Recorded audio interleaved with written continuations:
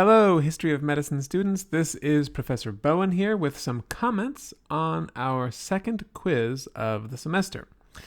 As you'll recall, for this, I asked you to share what you'd learned about two different ancient medical systems, Ayurveda in India and the tradition of cosmological medicine that flourished in China during the days of the Han Dynasty. While the first of these questions asked you to directly compare those two systems, the second brought us back in touch with the concept that we first learned about early in the semester, that concept being the medical marketplace. I was really interested to see how all of you used the Yellow Emperor's Classic of Medicine to talk about the ancient Chinese medical marketplace, and we got a lot of interesting observations here. A number of you compared this to the ancient Greek medical marketplace, while others focused on what the text's author, the mythical doctor Qi Bo, had to say about diagnostic and therapeutic methods.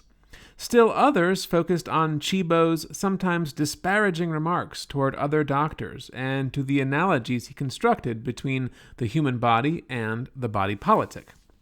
All of this is good, but when considering the medical marketplace, we should bear in mind that this is an actual place. It's a place with people in it. Some of these people are healers, and others are patients or prospective patients. When talking about the medical marketplace, then, what we want to know about is the location of people within this space. Not their geographical location, mind you, but their social, economic, cultural, and political locations. To do this, we need to ask questions about status, authority, prestige, and power. When we look at the medical marketplace, we're reading primary sources for what they tell us about professional rivalries and hierarchies, about the presence or absence of competing styles of medical thought and practice, and about medical relationships among doctors, between doctors and patients, and between doctors and representatives of other institutions like religion or the state. We can gain insights into these things by paying attention to things like tone of voice, word choice, and other aspects of language. Is the writer complaining that no one is taking their advice seriously? This might indicate that doctors are in a low position. Is the writer criticizing others' ideas? This might suggest a lack of consensus among healers as to how best prevent illness and treat it, and point toward the existence of a more pluralistic medical marketplace. Is the writer discussing ways to enhance their reputation? This might mean that they don't have a very good one to begin with. These are the kinds of things that the medical marketplace draws our attention to. Also, I want to clarify what we mean when we say that the medical marketplace helps us take a patient-centered approach. The reason it's important to acknowledge the agency of the sick person is that often the sources we have available to us do not present things from a patient-centered perspective. This puts us in a bind. We know that patients are really important, but we have little information that talks directly about them. So what are we to do? When we're reading texts authored by healers, we have to be constantly asking ourselves, what is this telling us about doctor-patient dynamics? What is it suggesting about the position of the patient within the medical marketplace? It's not a question of whether doctors place patients front and center. It's a question about how we, as historians, can do this. In your responses, some of you drew attention to the parts of the Yellow Emperor's Classic that talk about how doctors should get along with their patients. That, for example, it's important for doctors to have a correct attitude when interacting with them. Qi Bo certainly says these things. But the key question is, what do these remarks tell us about the workings of the ancient Chinese medical marketplace? Get back to that question about positionality. Do these remarks suggest that patients occupied a higher place than their doctors? Or that in fact doctors held more power than their patients? Once again, the concept of the medical marketplace is helpful because it draws our attention to power dynamics within doctor-patient and doctor-doctor relations. because it forces us to read texts authored by physicians for what they say about patients and about other healers. If we agree that it's often the sick who are in the driver's seat when it comes to clinical interactions, then we need to be always looking for what texts like the Hippocratic Corpus or the Yellow Emperor's Classic tell us about patients. With the concept of the medical marketplace, we can do that even if we're not dealing with patient-authored texts, and even if these don't discuss patients in that much detail. There are ways of reading these documents that nevertheless tell us quite a lot about those on the receiving side of medical care. The basic assumption here is that texts are not just idea containers. Instead, they're objects that reflect the social reality of a particular time and place, and thus they can be used to tell us something about that reality. For example, they can tell us about the medical marketplace, which C. Pierce Salguero has defined as, quote, the competitive social environment in which healing specialists contend for patronage and cultural capital. It is comprised of various actors, each of whom is striving to assert their dominance over their rivals. Thus, when we read medical texts, we can ask questions like, who are the people participating in this marketplace? How are these people trying to improve their positions within the marketplace? Or in other words, what do they do to try to secure and improve their status as healers?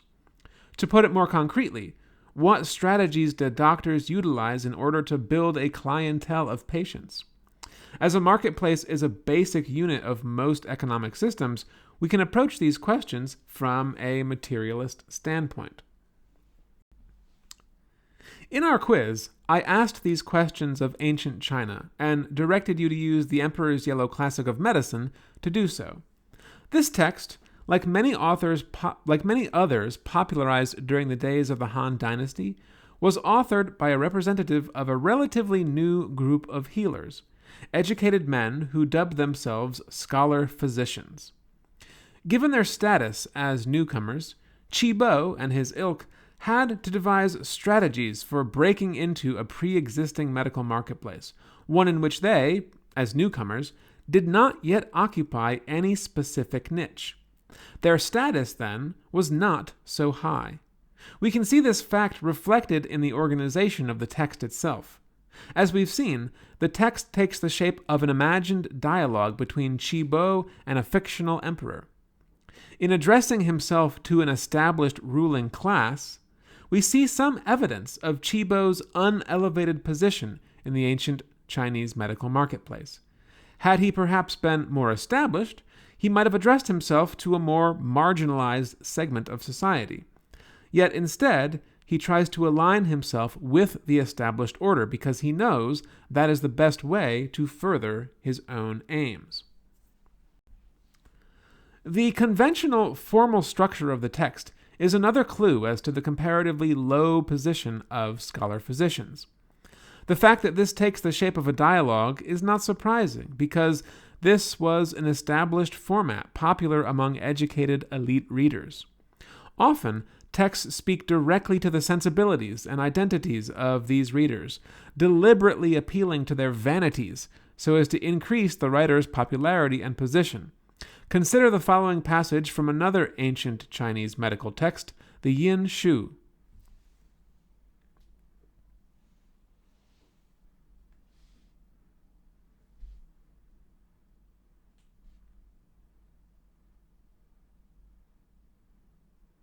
Passages like these are clearly calculated to massage the egos of educated readers and to provide them with knowledge of medical techniques not available to those below them in the social hierarchy. This is thus part of a strategy to persuade the well-off to purchase the services of the scholar physician. Doctors present themselves as bearers of an elite culture and their texts as luxury items, and as such, they attempt to gain prestige and authority. What other moves did Qi Bo make as part of his attempt to break into the medical marketplace of ancient China? Another common strategy here, one that we see in many early Chinese medical texts, is the tendency to redefine existing problems and to criticize existing accounts of these problems as inadequate. Often, this involved overt medicalization, that is, transforming something previously believed to be natural and normal into a disease, that is, something that requires the attention of a doctor. As an example of this, consider the question of male sexual potency. The earliest writers on this topic contended that this inevitably decreased with age. So as to break into the medical marketplace, scholar physicians attacked this position, arguing that the process of sexual decline was far from inevitable and in fact dangerous without proper medical attention. They insisted that this decline could be counteracted, as we can see in another text, which you can read the excerpt for here on your own.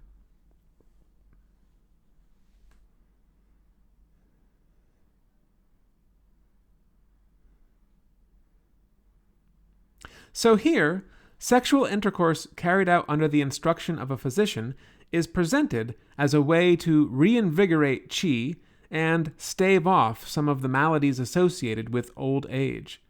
This is an example of medicalization, and it's a very prominent strategy, one that allowed healers to break into an existing medical marketplace by finding a niche for themselves.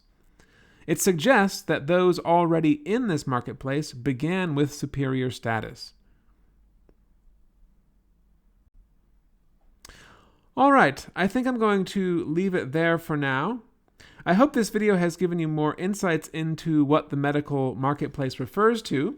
And if you're interested in learning more about this, there are a number of great historical accounts of the medical marketplace.